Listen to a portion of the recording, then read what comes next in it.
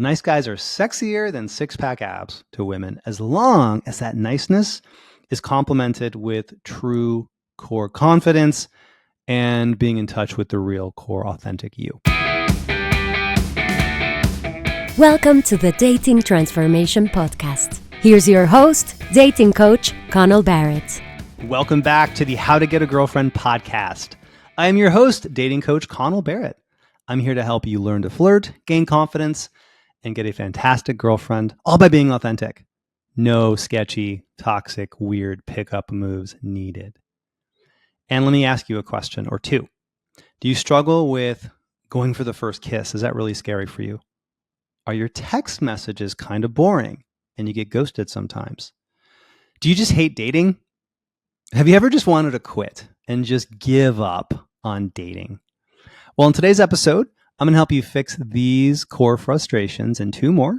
We're going to tackle 5 common dating frustrations that so many men struggle with. And I'll bet you struggle with some of these issues or have. Think of this as Ask the Dating Coach, because all of these questions today come from guys just like you who have sent me messages either on YouTube, Instagram, or emailed me at connell@datingtransformation.com. So here we go. Let's tackle 5 of the biggest frustrations. We'll start with a question from Derek on Instagram. Derek asked me, hey Connell, I am not sure how to use emojis when texting. I want to use them, but I don't know if I should use them or if I'll come across sounding like a kid, a teenager. But my texts are boring. Do you have any tips? Okay, texting tips on how to use emojis. Back in the day, I used to resist using emojis when texting women. I just thought real men don't eat quiche and real men don't emoji. But I was wrong. When used properly, emojis make you a better flirtier texter, and that means more dates. It's really about finding the right balance. So you can text women and sound like a man, but still sound emotionally compelling to them, but not like a total teenage girl. LOL. So here are 10 emoji rules to help you flirt over text. Here we go. Emoji rule number 1. Let's say you get a woman's number or you matched on an app. End your first message to her with the winky emoji. In real life, winking falls somewhere between awkward and restraining order. But in emoji land, it sets a light, flirty tone. Emoji rule number 2. Use emojis roughly every other text and max out at 2 emojis per message, unless she sends you a sexy selfie, in which case show your appreciation with multiple heart eye emojis. Emoji rule number 3. Only use peach, eggplant, or volcano emoji as a joke, never as a way to get sexual. And giant happy smiling emoji, that feels overeager. Now the exception to that is when you use that emoji with some irony. I recently sent a text to my girlfriend, which is, quote, looks like I need a root canal, giant emoji, smiling emoji. So use it with irony. All right, here's emoji rule number 4. Puns pair really well with emojis. So use puns. Let's say your crush agrees to getting drinks with you and you're psyched. And she says, hey, how about Thursday? Don't respond simply with a yes, when you could respond with dolphinately, including a dolphin emoji. It's just adorable. Emoji rule number 5 when texting women. Don't slip her the tongue emoji. Don't do it. She will not get turned on. She will only think of slobber. Emoji texting rule number 6. How to use red hearts. Red hearts mean romantic love. So in the first several dates, avoid using them inside of text messages. But you can use red hearts as tapbacks when you approve of something that she writes. So go ahead and use those hearts as tapbacks. Speaking of tapbacks, feel free to heart your own comment when you write her something that you like. This shows a cheekiness, sort of a self-effacing, falsely arrogant cheekiness that a lot of women find attractive. I'm gonna read your mind. Ready? I'll bet that you would love to confidently approach women, get great matches on the dating apps, flirt with charm, and attract your dream girlfriend. Right? But fear keeps you from approaching. You're not sure how to flirt. You struggle on the apps, and desirable women just don't seem into you. Well, I have great news. Dating coach Connell Barrett can help. He's guided thousands of men like you to more confidence and helped them attract their dream girlfriends. So book a free strategy call today to see if Connell's coaching is right for you. On your call, Connell or a team member will give you personalized advice to help you have more confidence, more dates, and more fun. Oh, and you'll be dating women as your best self, a charming gentleman. That's because Connell does not teach creepy pickup artist tricks. He unlocks your most confident self, so you can make authentic, romantic connections. Your next steps? Book your free call today at datingtransformation.com/contact and grab a time that works for you. Then you'll be on your way to more confidence, better results, and attracting bright, beautiful women. Oh, so you know, soon Connell will stop taking on new clients, so book a call today while you still can. Go to datingtransformation.com/contact and transform your love life. Bye. Emoji texting rule number 8. Never give her the thumbs up emoji. It comes off as too businesslike or maybe dismissive. So it does not come across as flirty.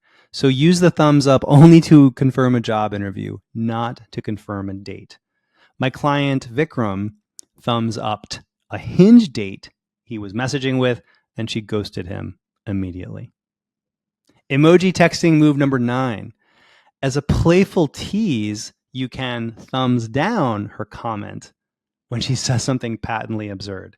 So for example, if she writes you, Michael Bublé is a musical genius, give that a thumbs down. It's a good playful way to tease using emojis. And texting emoji move number 10, when cracking a joke or teasing her, use the upside down smiling emoji or the angular laughing emoji, where the laughing emoji is sort of at an angle. This lets her know that you're kidding. The first rule of using humor in texting, it's not to be funny.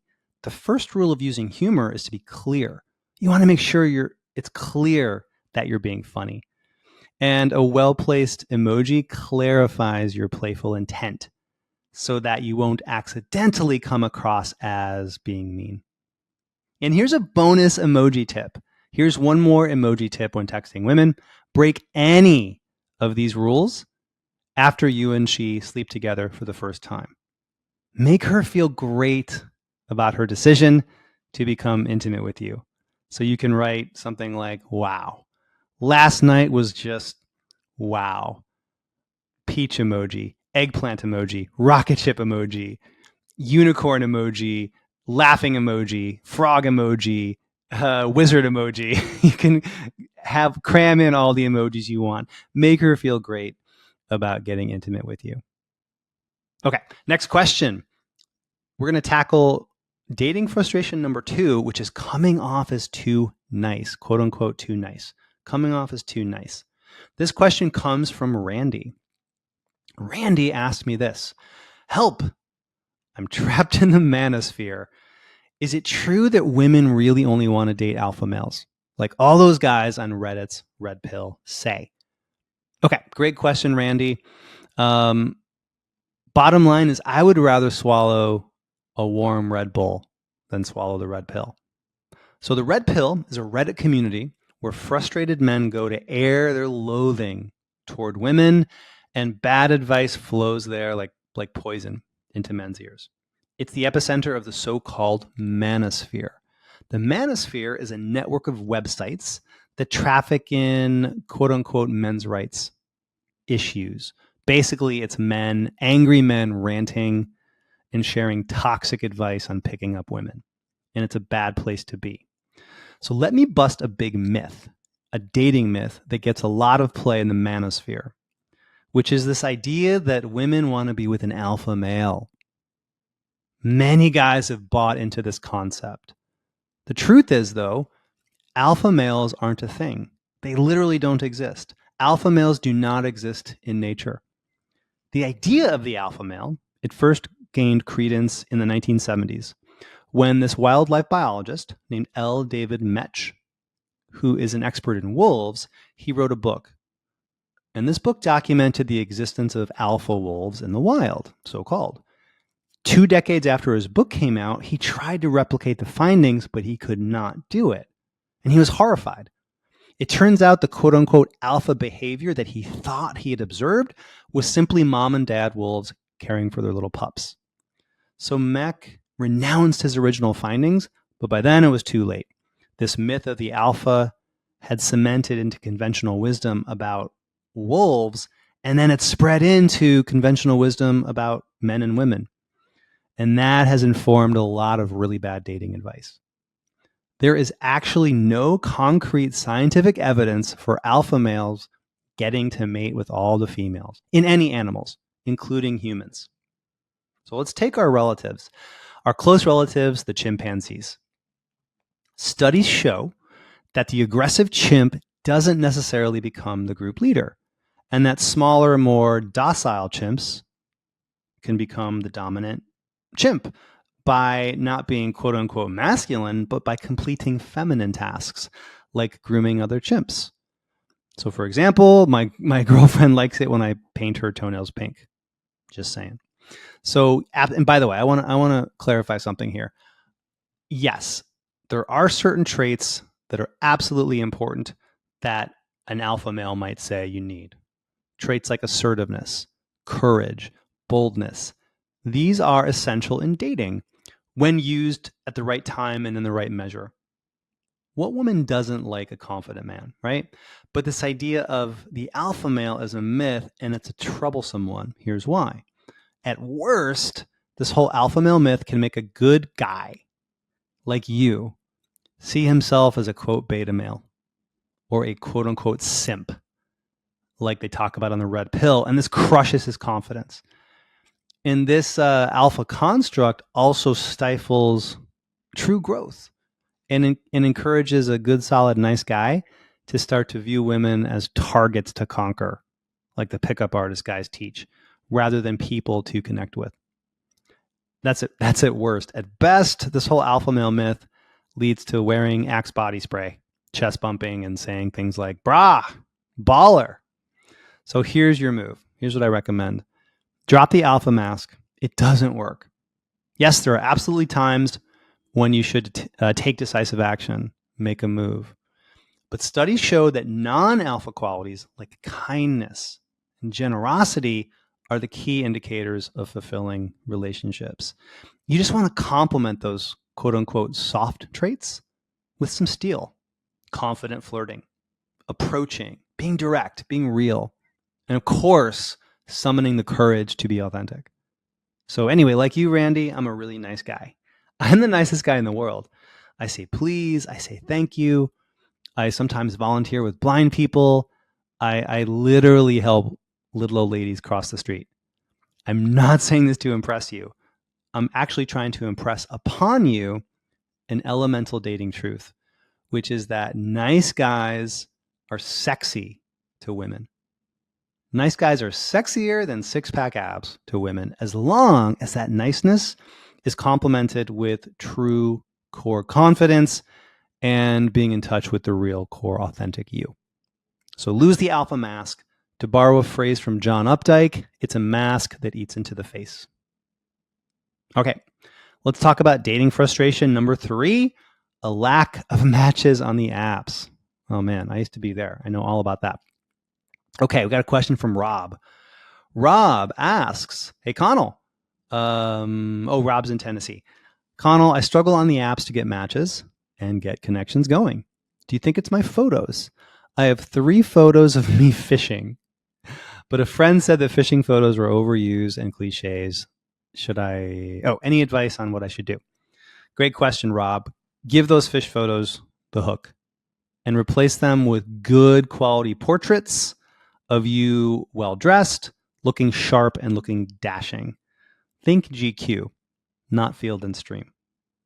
In other words, it's not you, Rob. It's the halibut you're holding. Okay, frustration number 4. We got a great question here. Oh man, this is a heavy, heavy, powerful question. Whew. Okay, get ready. Frustration number 4 is feeling so down on dating that you want to quit. You want to give up on love and just quit. Here's a question from Anonymous. Okay, Connell, I'm 50 and I have failed in my love life. I've never had a relationship. I'm so lonely. I truly yearn to find love, but I have wasted 35 years and thousands of dollars on therapy, coaches, and matchmakers. Nothing has worked. I'm done. How can I reduce the suffering and move on with my life? That's from Anonymous. Anonymous, my heart breaks for good men like you who struggle to find the love of a wonderful woman. Life is meant to be shared with somebody special, so you should not have to be lonely. So it should not be this way. I went through similar struggles. I was largely dateless deep into my 30s. I was lonely, and I remember the night that I almost gave up on dating. I was in Miami attending a 10-day dating boot camp with my coach at the time. Now, these are boot camps where you go out for 7 or 8 straight nights in a row, and you just go out and talk to women. And I'd gone out for 9 straight nights in South Beach, Miami, and I was struggling big time. Rejections, anxiety, self-judgment. I was watching other guys who were taking the program, hooking up with girls, having fun, just feeling really free. They were succeeding, and I was just in my head in the corner. And I wasn't just in my head. I was renting a timeshare up there. I remember after one really tough night out, I was so frustrated that when I got back to my hotel, I repeatedly banged my head against the elevator wall, like over and over again. Thunk, thunk, thunk. And the wall won. I lost. And so it was the final day of the program, final day of a 10-day program. And I go to my coach, and we sit down in my hotel lounge, and I say to him, I'm done. I'm flying home. I'm going back to New York. Women don't like me. I quit. I cannot approach girls. He said, don't give up. He said, I'm paraphrasing here, but he basically said, you may not realize what a great catch you are. Don't stop now. You're close to a breakthrough. Come out tonight and let's work on it. So I decided to give it one more try. So it was a Saturday night, my last night of a 10-day program. I'm in the Fontainebleau Hotel, in the lobby of the Fontainebleau Hotel in Miami. And that's when it happened. I had my breakthrough. This was my big aha moment, at least with approaching. So I made some adjustments in how I was talking to women.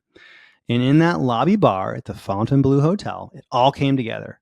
I got 3 numbers from 3 different women in under an hour. Rejection, ghosting, loneliness, lack of dates, and lack of confidence. For many men, dating just sucks. But it doesn't have to. There's a simple yet powerful way to gain instant confidence and attract a great girlfriend. Be radically authentic. It's all laid out in the #1 Amazon best-selling book, Dating Sucks, But You Don't. Your step-by-step guide to attracting wonderful women and doing it with total authenticity. Author and dating coach Connell Barrett has had and fixed all the dating problems that you struggle with. He's also helped thousands of men gain confidence and find love. He's put his best tips and strategies into Dating Sucks But You Don't, so that you can confidently approach women and get dates. Become magnetic and attractive, even if you're not tall or great looking. Always know what to say to make sparks fly. Get lots of great matches and dates on the dating apps, and attract your dream woman. You can find Dating Sucks But You Don't on Amazon, or wherever books are sold, in paperback, Kindle, and audiobook. Get Dating Sucks But You Don't today to transform your confidence and find your dream girl. And then I met and clicked with this young lady named Jackie, a really bright, witty, cute graduate student who was going to school there in Florida. We had instant chemistry and we basically spent the night together. In fact, the stars were really aligned that night. It turns out that Jackie and I were both staying at the same hotel. So it was so easy to go from the Fontainebleau to going back to the hotel where we could hang out. That made it even easier. And it was a win I really needed. I needed that win so badly. And that gave me hope and momentum to keep going out and socializing. And over the next 2 to 3 months, I took my approaching confidence, success game, quote unquote, to the next level. And it was a couple months later, I was at a rooftop lounge in New York when I met Carrie, this architect, wonderful woman who I began dating and I would soon fall for. We became a couple. So if I had quit that night in Miami, it would have cost me Carrie, would have cost me the love of my life at that time. So if you quit now, Anonymous, it may cost you the love of your life. And I believe she's out there if you don't give up and if you stay resilient. So in your letter to me, you said that you're done with love. But here's the thing, love isn't done with you. We all need love. And if you give up on finding it, you're giving up on something that makes life worth living. So sure, you can quit, but that yearning for love is not going to stop. It's wired into you. It's wired into all of us. We all need love. Now look, I don't know you personally, but I do know men. And I believe that any good-hearted guy can fix his dating problems and find love if he stays resourceful and keeps trying new things. Because you might be 1 or 2 tweaks away from having your breakthrough. You might be 1 date away from your breakthrough. It only takes 1 woman to change your life. There's a famous quote from Hemingway's book, The Sun Also Rises. The world breaks everyone, and afterward, many are strong at the broken places. Dating has broken you. I felt broken too. I felt like a failure who wasn't enough to find someone. But I now see that I wasn't a failure. I was actually a hero being tested on a journey. And the foes that I faced and vanquished, self-doubt, anxiety, fear, those struggles helped me build a cathedral of confidence that I still have to this very day. I got stronger because of the problems, not in spite of them. So you are not a failure unless you give up. So don't give up. Be a hero. Be a man of action who wants something wonderful, love, and who keeps pursuing it, and do it with resilience and heart. You won't only find love. You'll emerge on the other side as a better man who's stronger at the broken places. All right, let's go with flirting frustration or dating frustration number 5. Here we go. Dating frustration number 5, being too afraid to go for the first kiss. Here we go. This question comes from Gerald.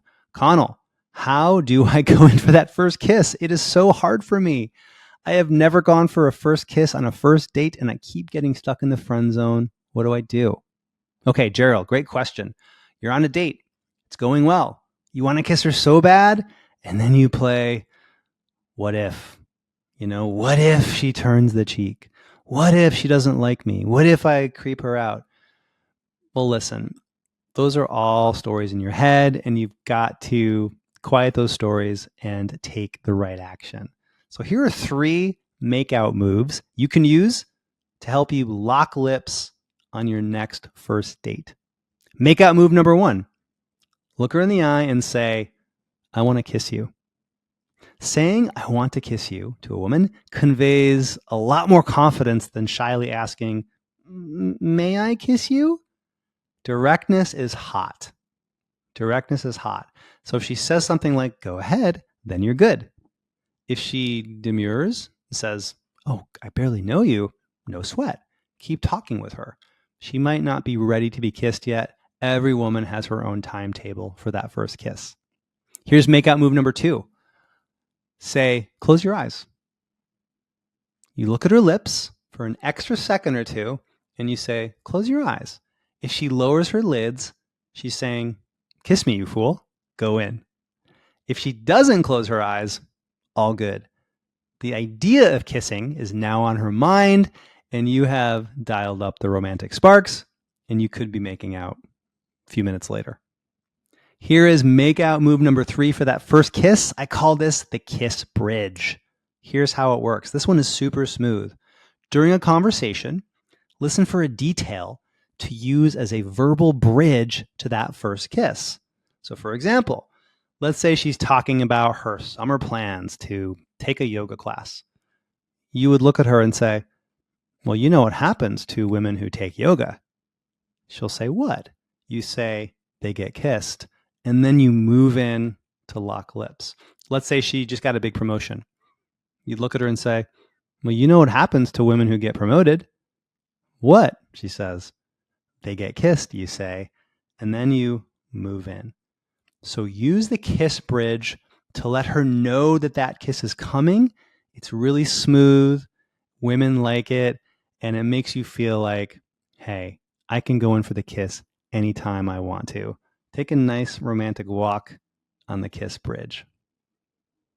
Okay, that does it for today's episode. I hope you enjoyed it. By the way, if you would like to talk to me about possibly, maybe me helping you with your dating life, it's really easy. Go to datingtransformation.com, click the book a call button, and you can speak possibly, perhaps, to me, where I can help you come up with a plan, a roadmap to help you gain confidence, flirt with charm, get a lot of dates, and get an amazing girlfriend. Anyway, you can go to datingtransformation.com and book a call with me that way. Until next time, remember your dream girlfriend. She's out there. She just has to meet the real, authentic you. Bye. Thank you for listening to the Dating Transformation Podcast. For lots of free tips, videos, and other goodies, go to datingtransformation.com. See you next time. Produced by Heartcast Media.